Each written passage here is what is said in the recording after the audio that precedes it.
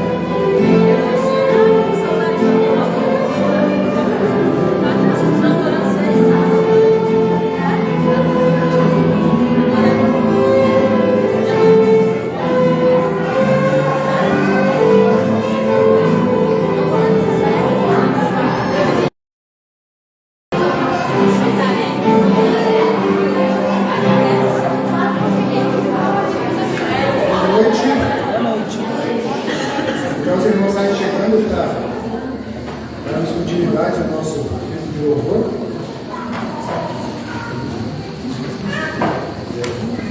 Então, irmão Jairo, pode nos direção. Querido, obrigado, Senhor Jesus, por esse domingo, Deus. Obrigado pelo dia que tivemos, reunidos aqui na sua casa. Abençoa-nos, Senhor Jesus, nesse tempo, Senhor Jesus, que a gente possa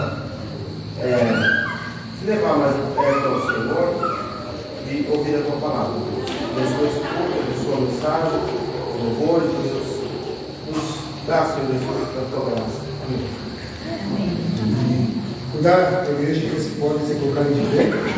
Darmos o primeiro hino da nosso culto. E no número 20, meu Deus é bom. Glória a Ele.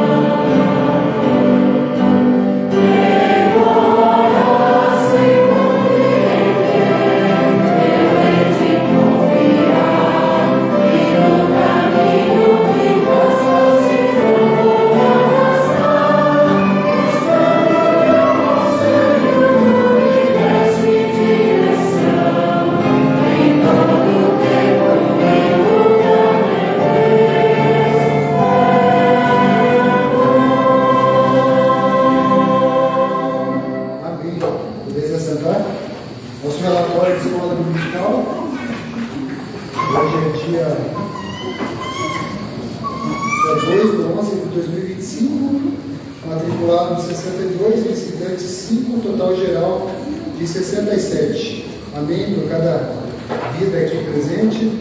Aniversariante, não temos aniversariantes nem de casamento. Mais um hino. E no 21 também do HL, divino amor.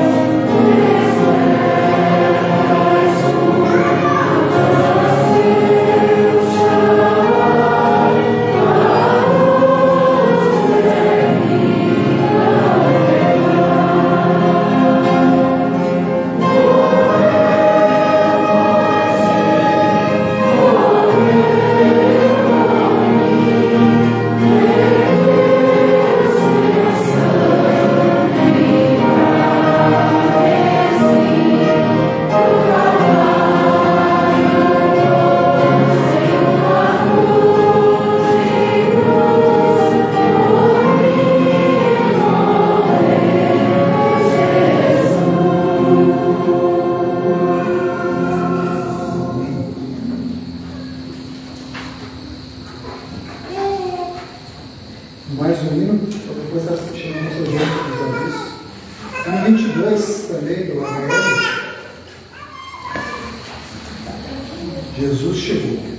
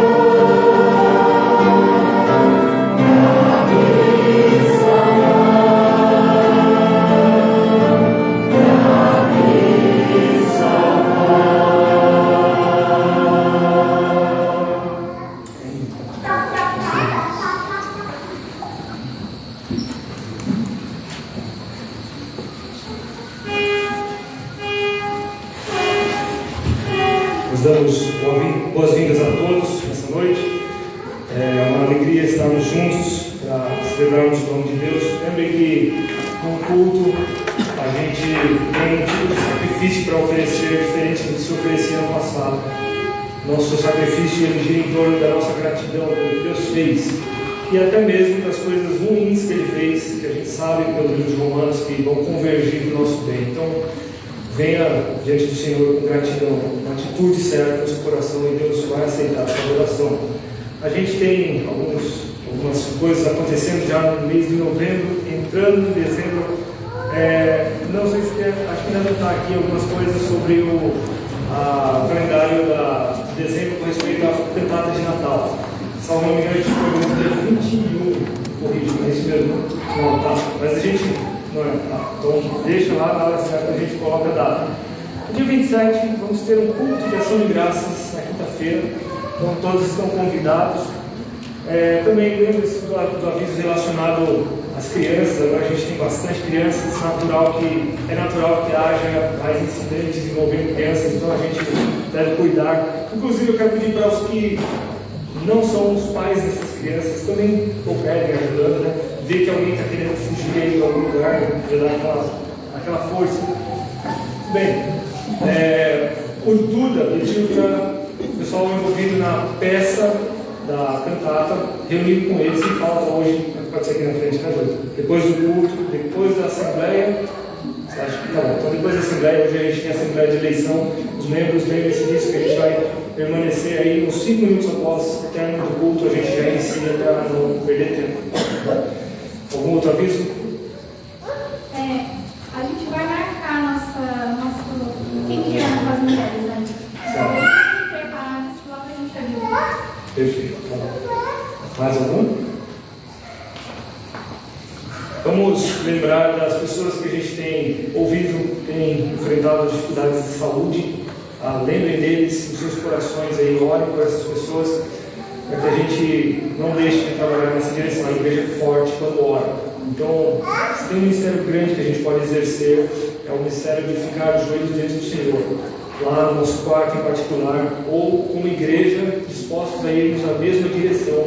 Deus tende a nos atender muito mais, como a gente vai ver, inclusive, na semana que vem, no capítulo 12 de Atos, ele conta exatamente o resultado desse tipo de esforço. Então, não perca o ânimo de orar pelos nossos enfermos. Bom, acho que não temos mais. Marquinhos, pode continuar. Muito obrigado.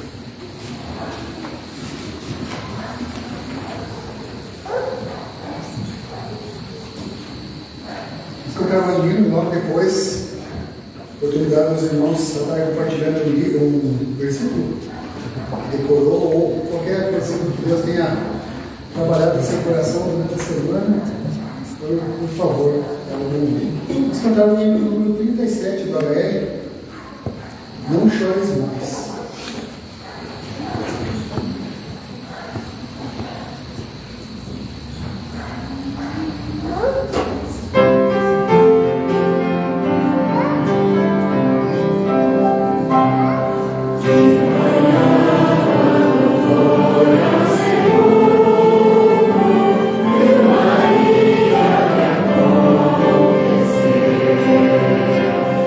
Abençoa-se a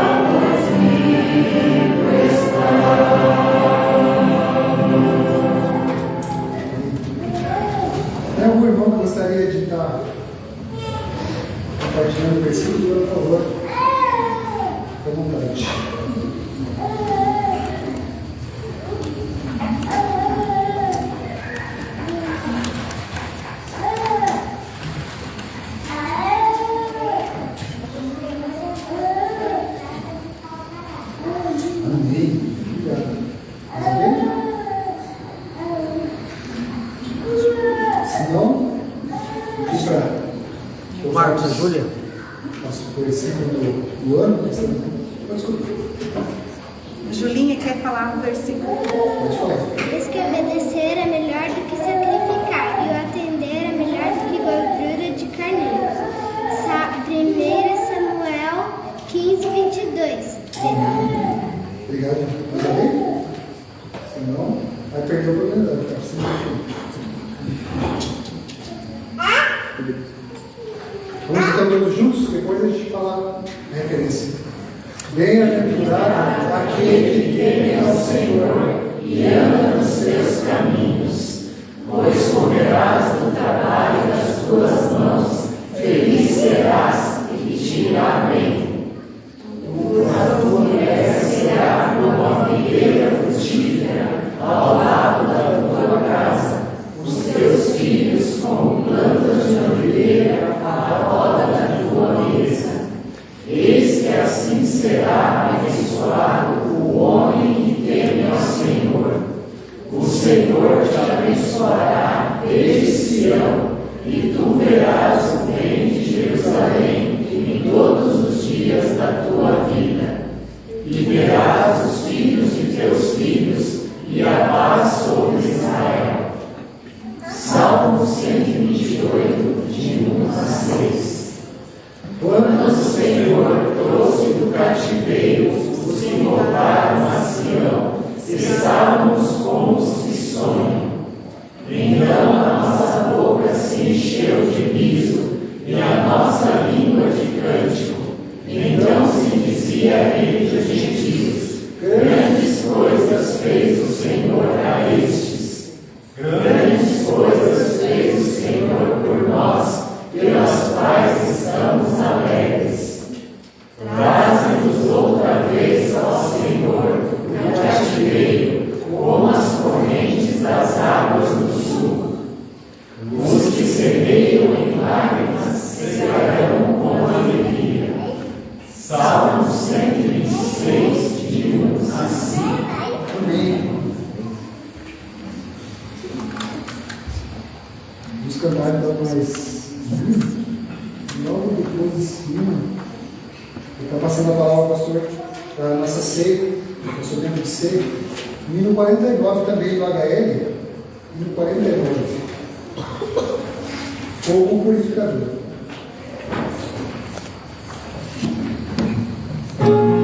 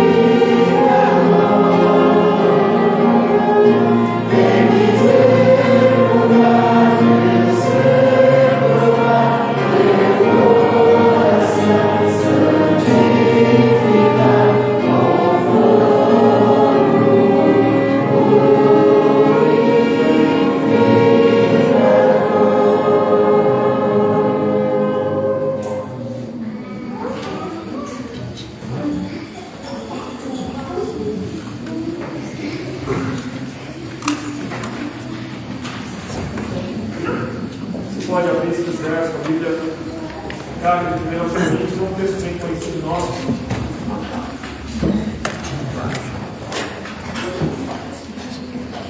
Gostaria que você lembrasse de uma outra história ao ler esse texto que a gente sempre lê. A história é a história do Cordeiro Pascal, na saída de Israel da terra do Egito. Muitos anos na história da igreja, a terra do Egito ela foi tida, ela foi exemplo do que é o exemplo da velha vida. Então, aquele tempo que Israel passou naquele lugar foi o tempo de escravidão. E por eles passarem esse tempo da escravidão, eles experimentaram uma vida amarga por 430 anos. E depois disso o Senhor tira eles. Mas logo no momento antes deles saírem, o Senhor fez questão de criar um ritual para eles. O ritual que a gente conhece como Páscoa, ou entre os hebreus era Pessah, que significa passagem. Ou em alguns lugares também é usado o termo paixão, referente ao que Jesus fez. Mas o sentido de paixão ele não é exatamente o mesmo da passagem, porque naquela ocasião você ia ter mais do que um ser morrendo. Você teria o cordeiro pascal, que seria morto, e você teria também crianças, os filhos primogênitos das famílias que seriam mortos, porque os seus pais foram negligentes em crer na palavra de Deus. E antes que você pense que isso foi uma injustiça, lembre-se que você não sabe tudo. Deus é soberano, Ele vê todas as coisas, Ele sabe muito bem por que Ele fez aquele ato de sacrificar os primogênitos do Egito. Mas é interessante você se lembrar que quando eles foram comer o cordeiro pascal, eles o comeram com pressa, vestidos para a viagem, e tudo que eles pudessem comer, eles comeriam, mas o que restasse de queimar, dando a entender que eles deveriam se alimentar o melhor possível daquele cordeiro. Quando a gente chega no Novo Testamento, muitos anos mais tarde, a gente está falando de 1.500 anos depois, nós estamos relembrando de uma ocasião em que agora o cordeiro pascal ele não foi morto e queimado, mas no entanto nós ainda precisamos nos alimentar dele. E é claro que nós não estamos falando de canibalismo. No Antigo Testamento, o fato de a gente ter comido o cordeiro era um símbolo de algo que viria no futuro. Hoje, nós, ao crermos no Senhor e aprendermos e vivermos para Ele, nós estamos nos alimentando do Filho de Deus. E isso se traduz por um ritual também. E esse ritual, por mais que tenha muitas semelhanças, ele é um ritual bem diferente. Apesar de que nós temos que comer esse cordeiro, não necessariamente com pressa, mas a gente tem que comer esse cordeiro sem pertencer a esse mundo. Nós também estamos de saída para algum lugar. Vocês todos um dia vão enfrentar a morte. E se você não enfrentou ainda, esteja pronto para enfrentar ela a qualquer momento. Ela pode vir. E no momento que você enfrentar essa morte, você vai ter ido para a sua pátria, de fato, você que crê no Senhor Jesus. Então, no momento em que nós estamos na igreja, celebrando a mesa do Senhor, nós estamos celebrando um cordeiro pascal muito mais importante, que nos alimenta de forma superior ao cordeiro que foi morto na ocasião da Páscoa. Com isso em mente, você vai ouvir esse texto com outros ouvidos. Ele diz: porque eu recebi do Senhor o que vos entreguei. Quer dizer, Jesus Cristo, sendo o cordeiro pascal, ele entrega ao professor o alimento, a verdade dele. E ele diz: na noite em que foi caído, ou seja, no momento pior da sua vida, ele permaneceu firme no seu propósito. E ele tomou o pão e deu graças e partiu e disse: isto é o meu corpo que é dado por vós, em favor de vós. Fazei isto em memória de mim. Lembre-se do sacrifício do Senhor. Lembre-se da morte dele, mesmo que você não estivesse lá, não estava lá. E tendo dado graças, ele disse por semelhante modo, perdão, verso 25. Depois de haver ceado, tomou o cálice, dizendo: este cálice é o cálice da nova aliança do meu sangue. O cordeiro pascal foi sacrificado na antiga aliança. A nova aliança, ela é para Israel, mas ela abarca todos os gentios. Por quê? Porque esses gentios vão ser salvos nesse mesmo cordeiro. Então nós estamos no mesmo bonde, se fala por aí. E nesse momento ele diz para a gente fazer isso, anunciando a morte do Senhor. Quando a gente celebra esse momento, A gente está deixando a porta da igreja aberta para que qualquer pessoa que entre saiba que nós cremos no Filho de Deus. Se você estiver na sua família e alguém te chamar um dia para você fazer alguma coisa fútil em lugar de estar na casa de Deus, junto com a casa de Deus, lembre-se que você está dando testemunho ao vir aqui. Então não troque esse momento por nada. Seja aqui. Venha participar da mesa do Senhor. Note que quão sério é esse conselho, porque ele diz: aquele que comer, verso 27, e o beber do cálice do Senhor de forma indigna, sem merecer. Você nunca vai merecer, mas não piore as coisas. Você será réu, você será acusado de matar o Cristo. Você vai ter colocado sua mão junto com os que mataram nosso Senhor. Então não brinque com esse ato. Se você come e bebe sem discernir o corpo dele, você chama juízo a si. Você está chamando a mão do seu Senhor sobre você. Está vendo que é muito pesado essa forma de ver a ceia? Mas você não precisa ver dessa forma. Isso é para aqueles que tentam forçar a barra ao participar da mesa do Senhor. É aqueles que querem participar de forma espiritual dessa mesa. Se você quiser ter alegria ao participar da mesa do Senhor, note o que ele diz sobre o verso 26. Todas as vezes que comeres e beberes o cálice, anunciais a morte do Senhor até que venha. Há uma esperança muito maior, superior, e um motivo muito mais nobre pelo qual nós vamos participar da mesa do Senhor. Nós vamos distribuir esse momento nos nossos diáconos, e lembre-se da sua atitude. Ao participar da mesa do Senhor, ofereça sacrifícios de louvor e gratidão pela sua vida. Não participe da mesa do Senhor tendo pendências com seus irmãos. Se você tem algo para resolver, vá resolver antes. Se você tem pecados a confessar, aproveite esse momento que nós vamos orar e agradecer o pão. Confesse a Deus os seus pecados, para que você faça isso de maneira sem ter peso na sua consciência e com o poder de Deus. Então, nesse momento, nós vamos orar e eu seguro aqui, agradeço a Deus pelo pão. Deus, Pai, te louvamos, Deus, e a todos nós, e queremos aqui, meu Deus, te agradecer por essa celebração que nós fizemos, esse momento memorial. Nossos corações estão 100% voltados, meu Deus, para esse momento de transformação que traz nas nossas vidas, Pai, toda vez que refletimos o sacrifício que o Senhor Jesus Cristo fez por nós. Aqui queremos agradecer pelo pão primeiro, que possamos estar realmente vivendo esses dias, meu Deus, pensando no sacrifício, na dor que o Senhor Jesus Cristo sofreu, e que o corpo dele representado por esse pão, meu Deus, seja sempre nós não colocamos em Cristo. Amém.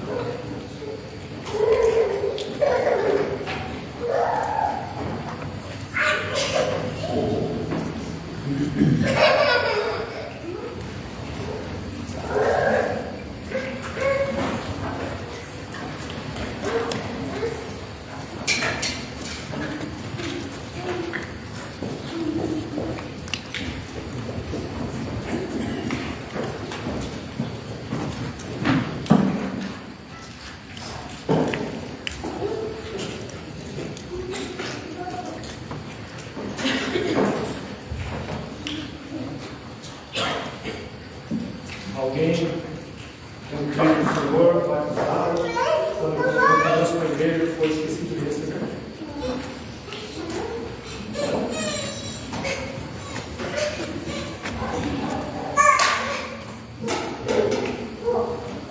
Pode abrir o pão.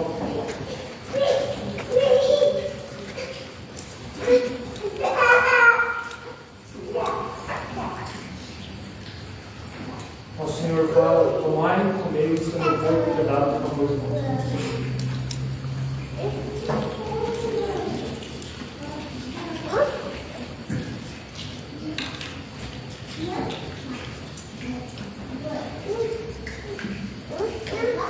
Bem depois de haver ceado, tomou o cálice e disse: esse é o cálice da nova aliança do meu sangue. Deus em memória de Jesus.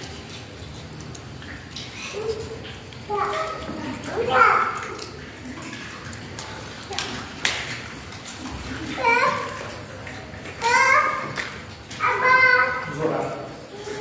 Senhor, Senhor, agradecemos a Ti pelo privilégio de podermos participar da Tua mesa e por participarmos também das bênçãos que o Senhor nos dá e dos Teus sofrimentos e podermos receber a palavra do Senhor em nós e o alimento espiritual que nos mantém vivos, nos mantém alertas quanto às palavras do Senhor e satisfeitos e pedimos ao Senhor que enche o nosso coração de alegria ao servirmos na Tua casa. Abençoa a todos aqui presentes e pedimos ao Senhor sua graça no nome do Senhor Jesus. Amém. Deus abençoe.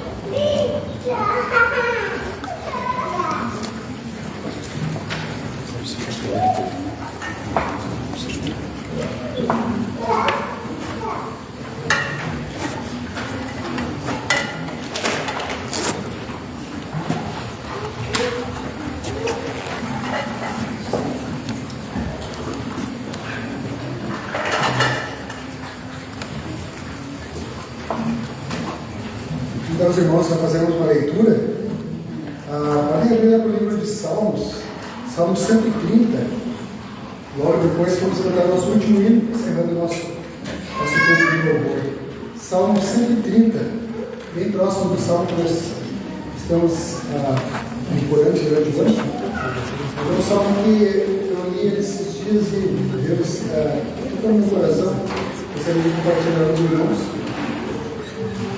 Salmo 130, verso 1 diz assim: das profundezas clamo a Ti, Senhor. Escuta, Senhor, a minha voz. Estejam alertas os Teus ouvidos às minhas súplicas.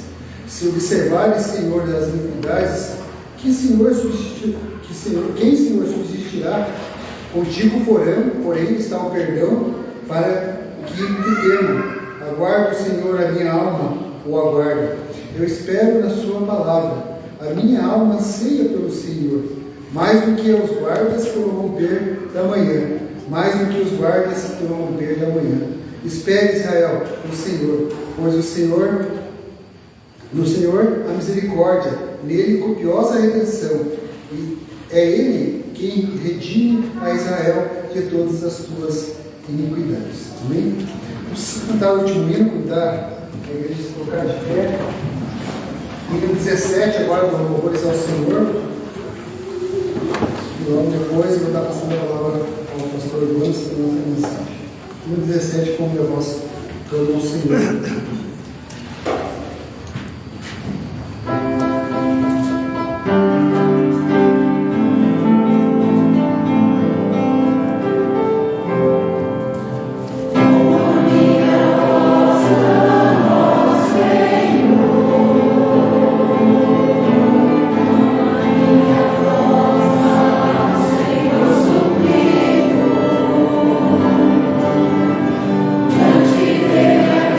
Shine.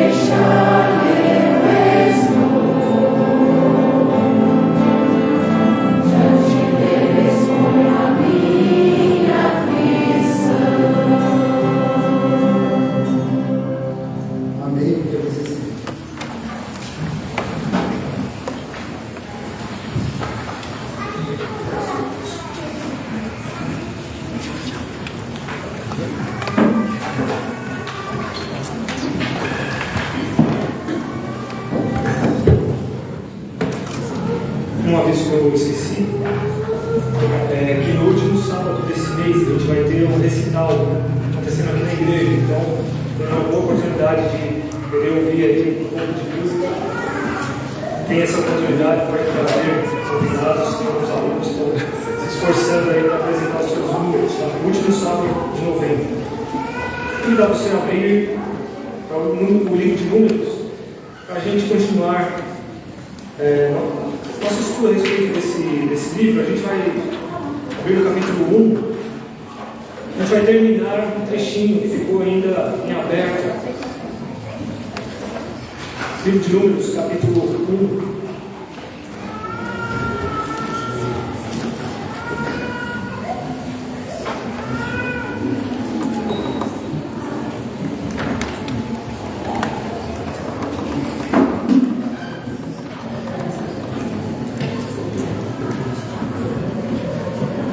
Nós vamos estudar a partir do verso 47.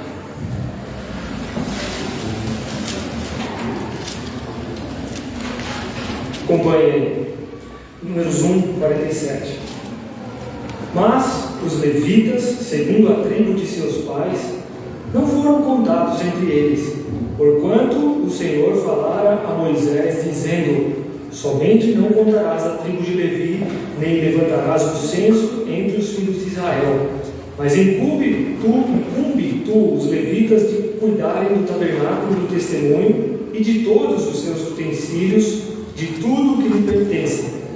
Eles levarão o tabernáculo e todos os seus utensílios, eles ministrarão no tabernáculo e acampar-se-ão ao redor dele. Quando o tabernáculo partir, os levitas o desamarrarão, e quando assentar no arraial, os levitas o armarão. O estranho que se aproximar morrerá. Os filhos de Israel se acamparão, cada um no seu arraial, e cada um junto ao seu estandarte, segundo as suas turmas. Mas os levitas se acamparão ao redor do tabernáculo, no testemunho, para que não haja ira sobre a congregação dos filhos de Israel, pelo que os levitas tomarão a si o cuidado do tabernáculo do testemunho. Assim fizeram os filhos de Israel, segundo tudo quanto o Senhor ordenara a Moisés. Assim fizeram. Esse trecho acompanha a primeira tabela que a gente viu no livro de Números. Lembre, o nome de Números não é dado na origem do livro. A gente viu que o nome original do livro em hebraico é No Deserto. O tempo em que Israel passa saindo do Egito, chegam até a entrada da terra prometida, eles duvidam da palavra de Deus, mandam espiões para Jericó, acontece todo aquele episódio, aquela choração, né? E eles, por causa disso, recebem de Deus juízo, eles voltam para o deserto e eles começam a andar em círculos.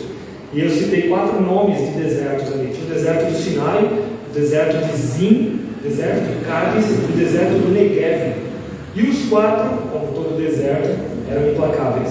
São, porque ainda existem.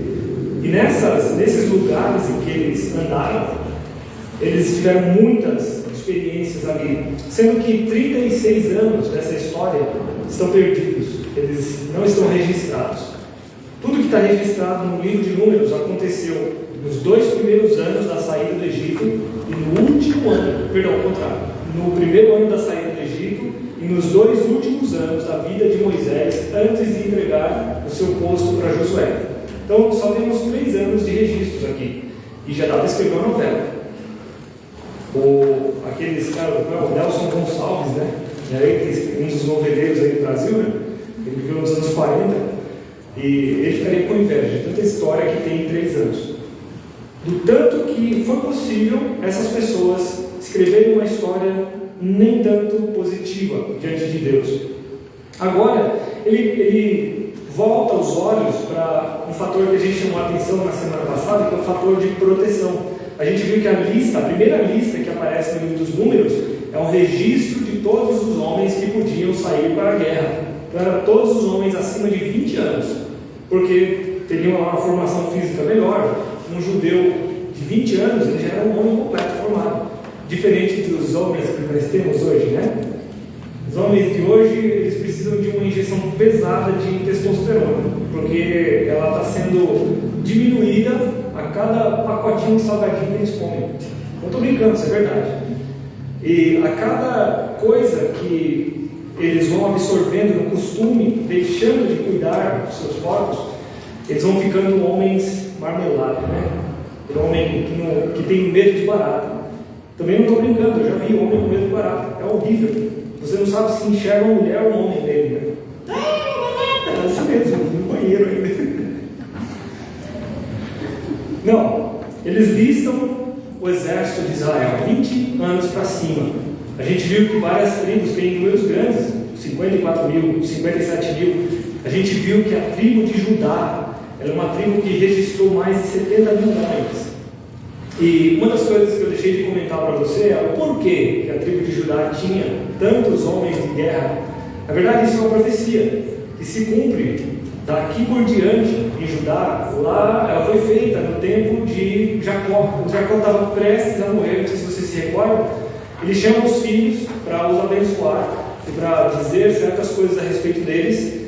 E quando chega Judá, ele fala de Judá que ele seria príncipe dos seus irmãos, que ele seria um leão, dando a entender que sempre seria uma tribo forte, e dele nunca se afastaria o cetro, ou seja, o regime, poder, alguém que rege.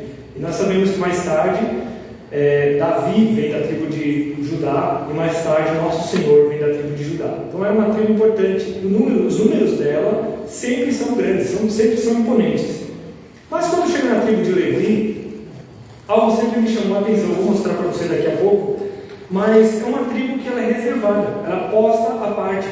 E Deus, assim, inexplicavelmente, e grifo meu, né? Inexplicavelmente, coisa nenhuma, tudo tem um propósito. Mas Deus separa essa tribo para servir especificamente no tabernáculo e no serviço da casa do testemunho, como eles chamavam, ou na tenda da congregação, que era assim chamado o tabernáculo. Então, o serviço deles ia se resumir a pegar lenha, pegar água, queimar sacrifícios o dia inteiro, matar animais, separar todas as carnes que eles usariam para o sustento das suas casas. Eles teriam que ser, ainda assim, mesmo que não contados entre os exércitos de Israel, eles tinham que ser bons de guerra. Como assim? O texto não fala isso. Mas os levitas, eles não tinham propriedade. Então, por causa disso, Deus deu algumas cidades em Israel para os levitas, para que essas cidades servissem de cidades refúgio. Isso quer dizer o quê? Você estava lá, trabalhando um belo dia, com um machado, cortando árvore, e aí numa dessa, você fazendo um movimento brusco, a cabeça do machado voava, acertava a cabeça do companheiro, ele morria. Imediatamente, seus companheiros iam olhar para você como um assassino. E aí você, para não ser morto por eles, você fugia para uma cidade de refúgio, até que os juízes deliberassem a seu respeito. Se você fosse culpado, os levitas entregavam você para os juízes. Se você fosse inocente, você podia seguir em paz. Mas era uma cidade para guardar, é uma espécie de prisão preventiva de luxo, né? Porque eles iam ser tratados como qualquer pessoa ali. E por isso, eles tinham que ter guarda nessas cidades. Então, os levitas não eram exatamente um monte de sacerdotes que viviam apenas para isso e não faziam mais nada na vida. Pelo contrário, aqueles que não estavam no serviço sacerdotal estavam cuidando das cidades. A gente vai ver, se possível, não sei se está nesse livro de números, mas existe uma regra que eles só podiam servir de 20 até 50 anos. E tinham turmas, você não passava o resto da sua vida trancafiado na tenda.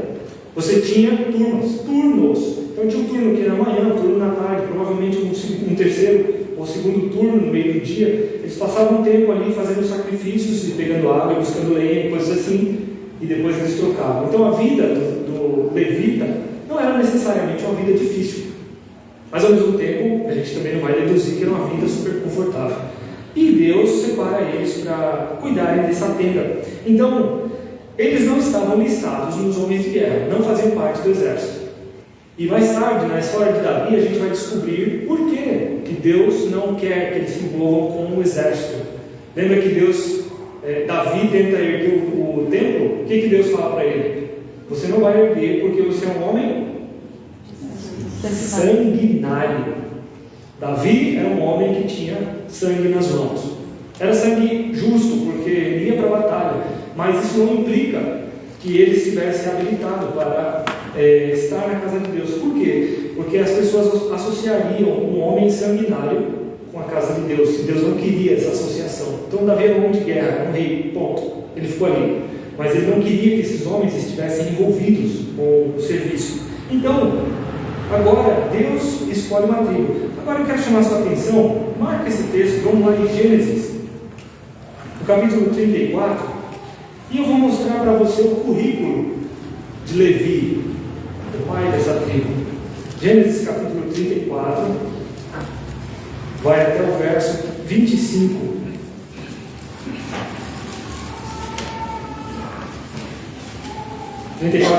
Diz assim: ao terceiro dia, quando os homens sentiam mais forte a dor, 2 filhos de Jacó, Simeão e Levi, irmãos de Diná, tomaram cada um a sua espada, entraram inesperadamente na cidade, a cidade de Siquém, e mataram os homens todos.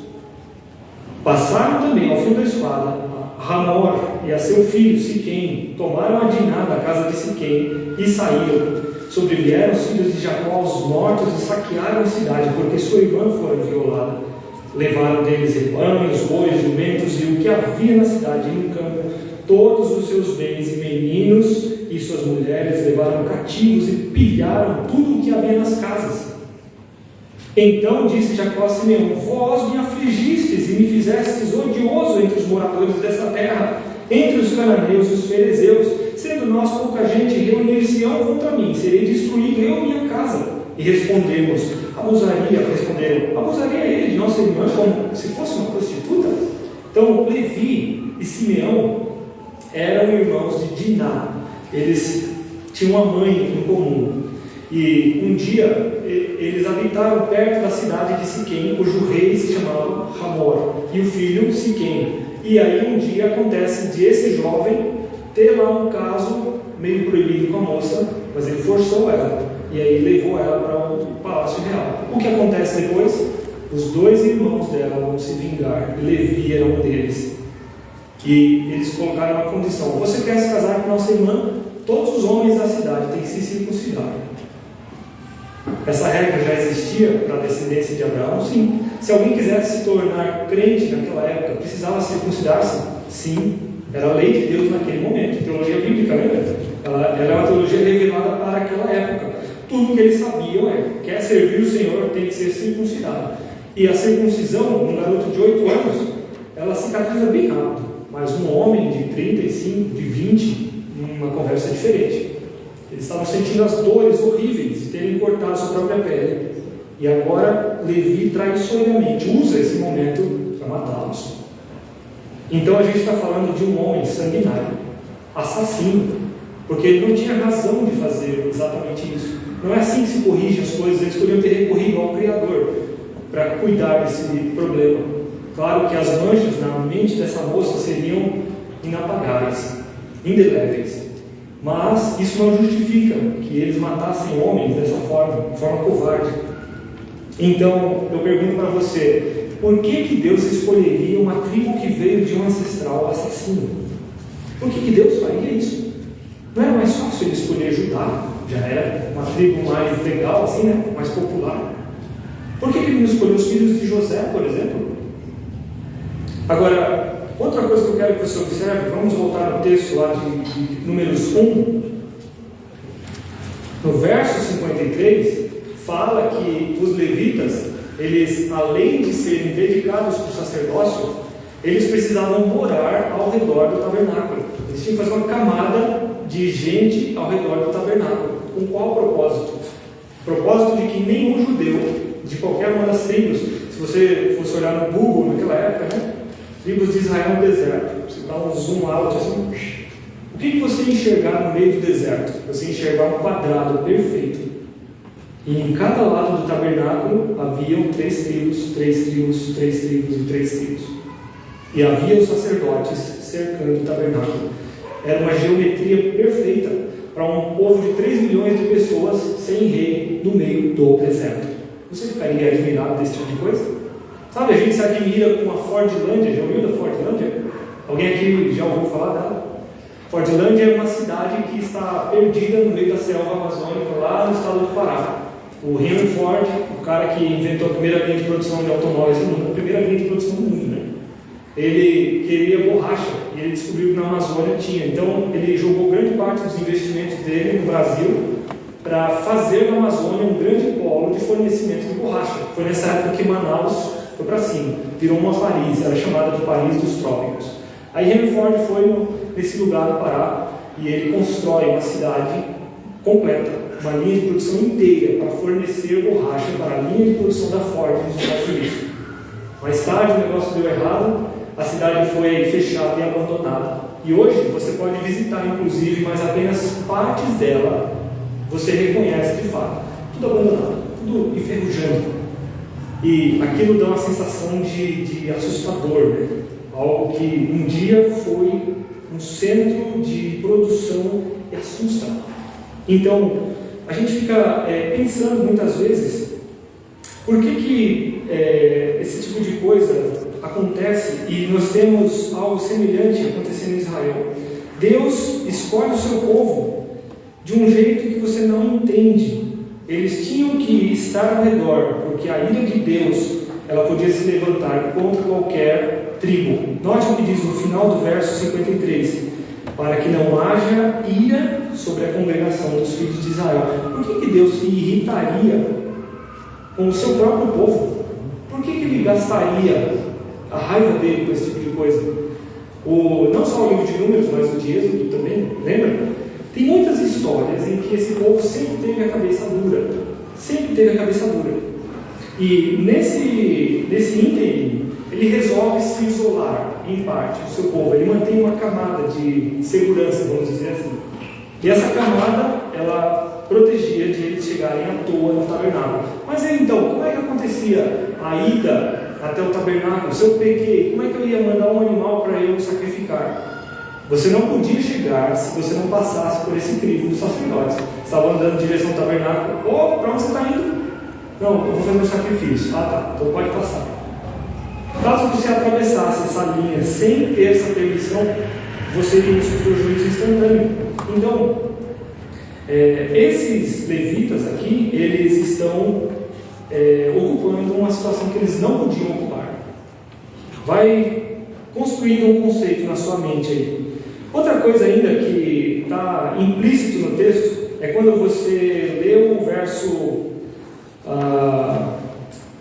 vai no verso 54, depois a gente vai ler o início aqui, ele diz: assim fizeram os filhos de Israel, segundo tudo quanto o Senhor ordenara a Moisés. Você está vendo algum levita falar para o pai assim: puxa, sempre foi meu sonho ser um sacerdote? Você não vê essa frase. Você também não vê assim uma tribo sentando para fazer uma eleição: puxa, qual vai ser a nossa grande vocação? Eu gostaria de ser sacerdote. Eu também. Aí Deus falou: olha, uma tribo que quer ser sacerdote. Tá bom, pode vir. Não. Nós estamos vendo Deus delegar sem perguntar para ninguém o que eles iam fazer. Tem algumas histórias em Israel, especialmente no livro de Juízes, você vai ver que existiam tribos que tinham certas perícias. Por exemplo, a tribo de Efraim, o texto fala que eles eram muitíssimos pecadores perversos, mas eles tinham uma habilidade que nenhum israelita tinha. Eles eram tão peritos na funda, que eles conseguiam acertar um fio de cabelo a uma boa distância, e eles não erravam. E isso foi usado por eles numa guerra civil entre eles e todo Israel. E eles ganharam bastante terreno. Eles avançaram contra todas as tribos de Israel só com essa perícia que eles tinham. Então, como é possível ainda Deus lidar com o seu povo tendo tantas vontades diferentes, e do nada Deus chega com esses levitas e diz: vocês vão fazer isso? Eu quero que você pense hoje sobre o que você chama de vocação, sobre carreira, sobre aquilo que a gente normalmente chama de profissão. São conceitos que durante a história eles foram se distorcendo um pouquinho. Profissão, algo que você profere fazer. Carreira, normalmente tem a ver com como você leva essa profissão na história, né? Mas quando você chega no pré-vestibular, naquele momentinho antes de você pular naquele buraco gigantesco da faculdade, desculpa, eu queria falar isso, mas é a realidade, né? Aí você se mata fazendo vestibular, aquela coisa toda, e alguém pergunta, agora o que você vai fazer? Ah, eu escolhi. Não tem esse costume, isso aí é mais antigo que andar para frente.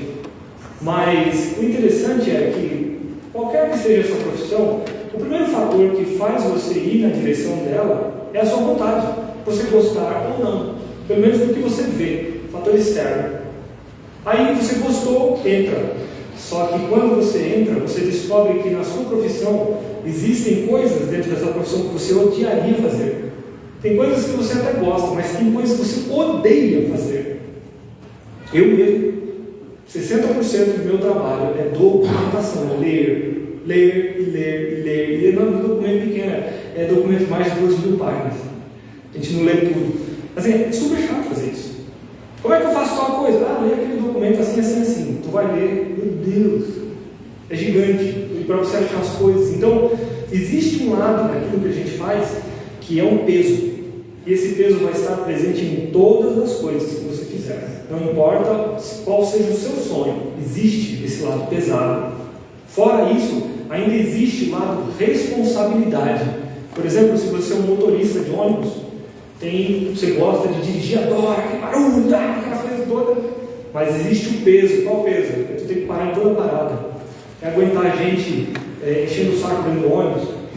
E além disso, ainda tem as outras coisas relacionadas à sua responsabilidade. Você não deve dirigir bêbado, você é um serviço, então no feriado você está trabalhando. Existe um senso de responsabilidade.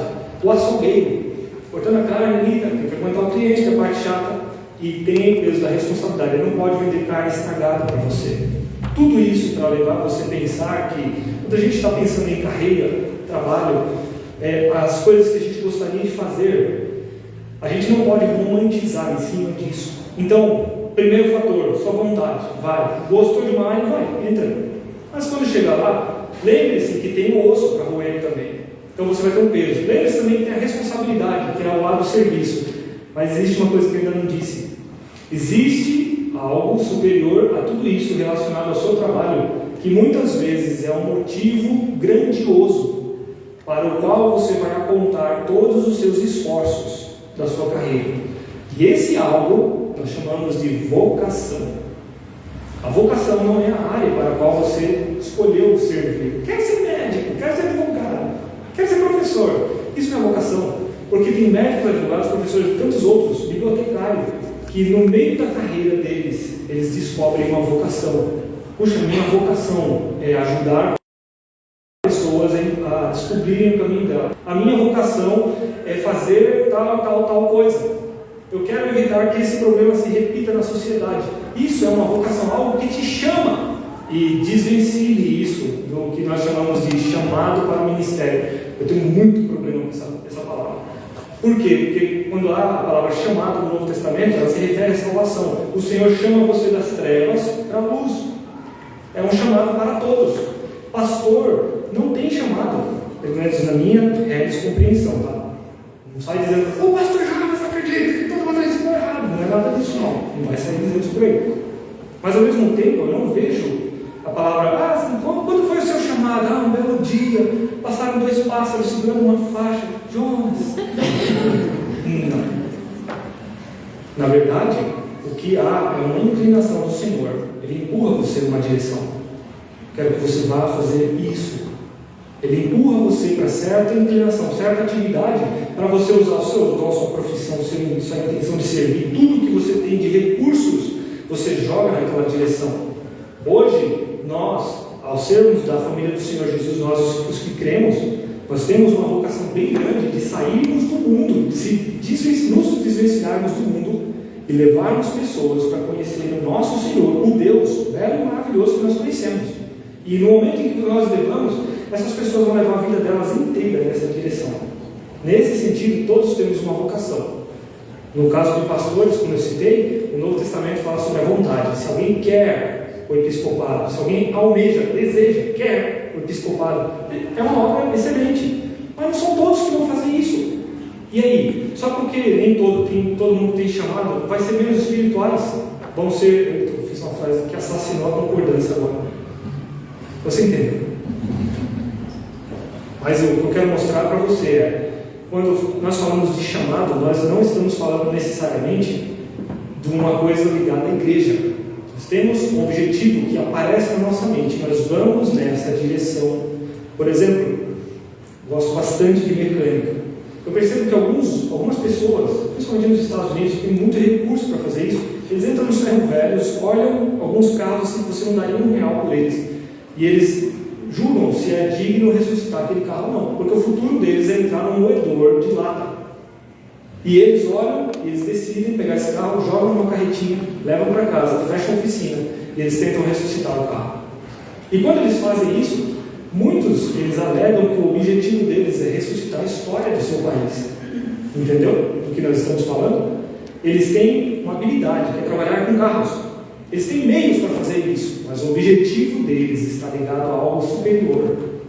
Muitos de vocês vão enxergar vocações diferentes.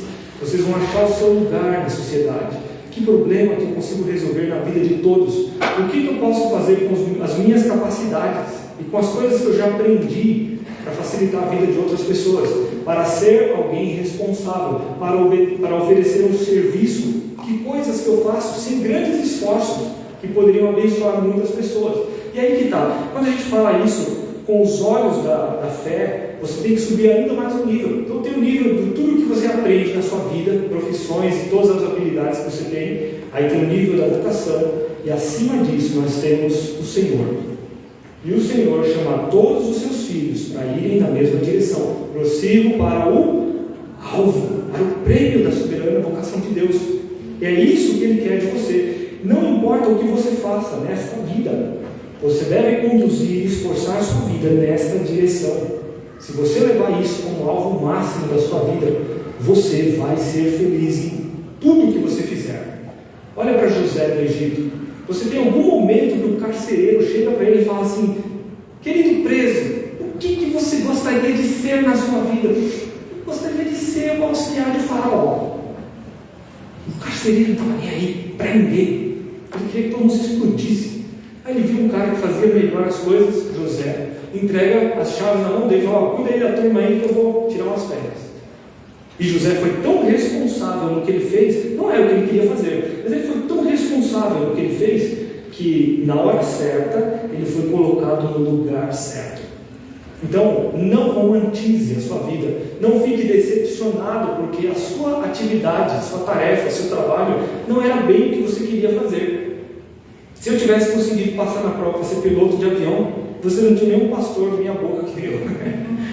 Entendeu? Deus desvia o curso da nossa história para que em algum momento glórias sejam dadas para Ele. Então, do jeito que você está hoje, com a profissão que você tem, com o estado que você está, use todos os seus recursos para a glória de Deus. E Deus vai pegar tudo isso, vai transformar em glória e você vai se sentir plenamente satisfeito. Você vai descobrir coisas novas que você pode fazer, novos horizontes. Você vai descobrir que pode ser bênção para outras pessoas.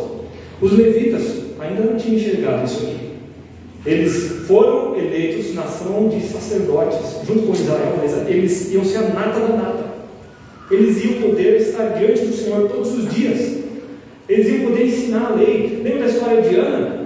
Ana chega diante do sacerdote desesperada. Eli, um velho já experiente, ele tinha a função não só de fazer o ritual do sacerdócio, mas ele era a própria lei para Israel.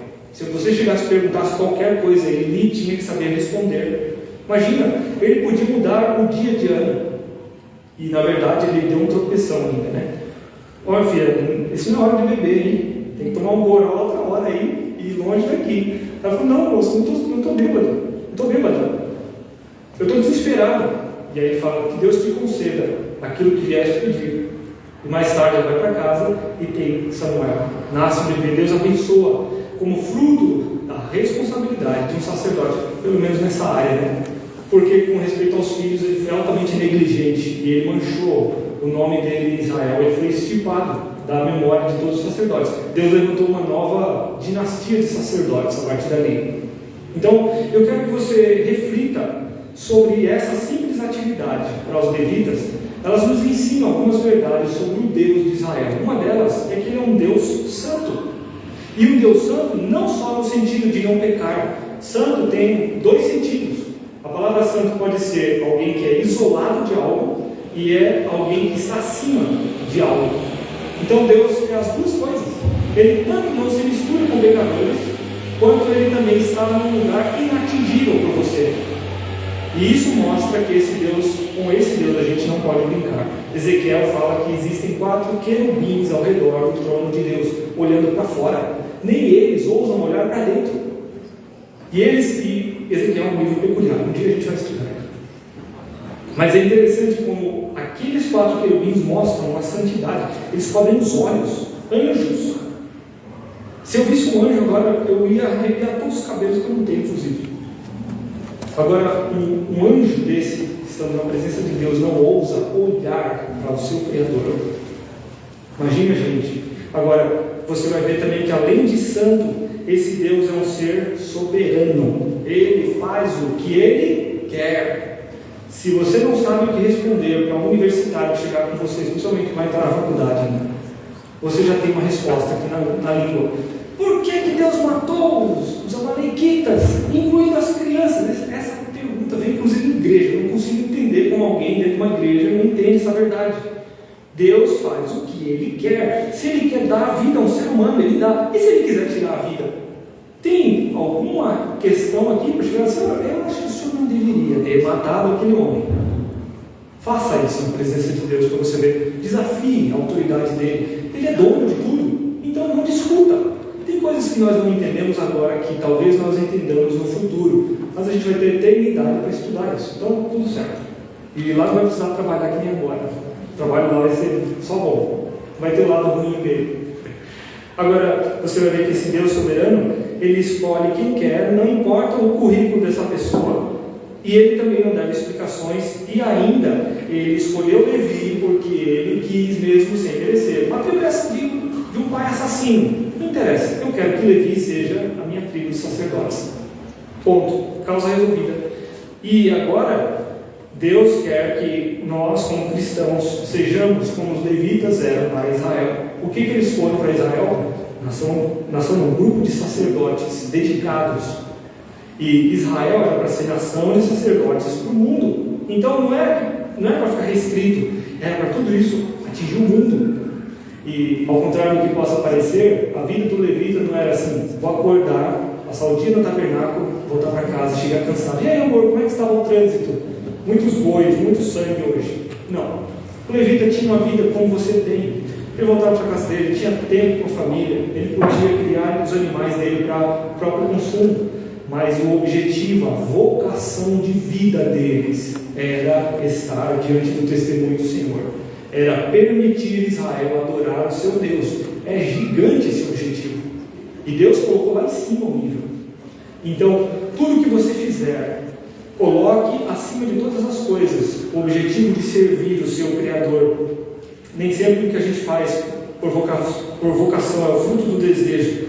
Mas se a gente resolver fazer todas as coisas sem murmurações nem contendas e objetivando a glória do Senhor, vai bater na sua porta um ser chamado felicidade. Você vai ser satisfeito. Eu quero que você entenda isso hoje à noite. Não fica viajando sobre o que você poderia ter feito. Eu quero ser isso, eu quero ser aquilo, eu quero conseguir isso. Calma. Coloque toda a sua força à disposição da vontade do Senhor e você vai ser um ser feliz. Esse é o alvo que a gente deve perseguir, servir o Senhor. Amém? Deus nos abençoe. Vamos orar. Eterno Deus, agradecemos por esse exemplo simples da história de Israel sobre os levitas, do qual podemos tirar grandes lições. Nós louvamos porque o Senhor é um ser santo e por isso o Senhor não pode ser atingido pelos nossos inimigos. Nós também agradecemos porque o Senhor é um ser soberano, que dentro da tua soberania o Senhor decidiu nos mostrar as Escrituras, o Evangelho e o Cristo, o qual amamos e tememos. E também dentro de tudo isso, o Senhor criou uma nação de sacerdotes, cujo objetivo é superior a todas as coisas. Pedimos que hoje a igreja seja essa nação de sacerdotes, de trazer pessoas aos pés do Senhor Jesus, que nós sejamos um meio pelo qual eles entendam a verdade, nos dá a oportunidade, principalmente nos dá a ousadia, para que nós não tenhamos medo das circunstâncias, sabendo que do Senhor vem o resultado de todas as coisas que fazemos. Pedimos que o Senhor nos preencha de alegria, nos satisfaça nos nossos esforços de fazer o Senhor glorificado em todas as coisas. Usa os nossos dons, talentos, capacidades, usa as nossas escolhas com respeito às nossas profissões, para que tudo isso convirja para satisfazer o Senhor. Louvamos ao Senhor em nome de Jesus, o Filho de Deus. Amém. Vamos encerrar aqui. Desejo a todos uma excelente noite. Os membros permaneçam para a gente iniciar a Assembleia até 5 minutos. Obrigado.